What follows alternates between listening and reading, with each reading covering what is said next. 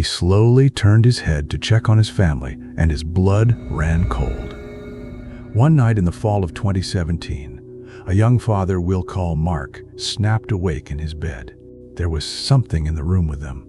A few months earlier, Mark and his wife, Sarah, had moved their family into a small house on a quiet street. It was supposed to be their fresh start, but soon, tiny, unexplainable things began to happen. The faint sound of footsteps when no one was walking.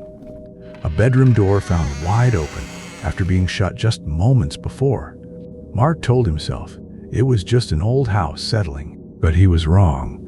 That night, as Mark lay paralyzed by fear, he looked over at his daughter's crib, and that's when he saw it. A shapeless, inky black mass was clinging to the ceiling right above her. It was pulsing slowly, like it was breathing. After what felt like an eternity, he finally managed to shake Sarah awake, pointing a trembling finger. But she saw nothing.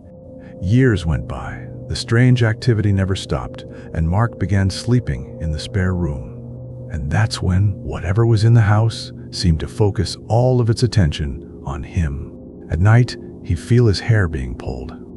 He'd wake up shivering, the heavy blanket ripped completely off his body. Then, just last week, he jolted awake, completely unable to move.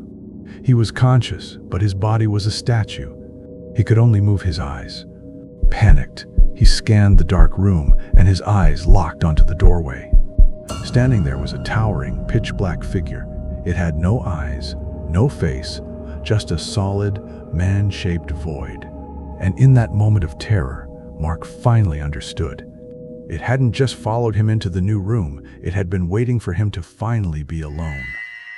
If you want to hear more stories like this, hit subscribe.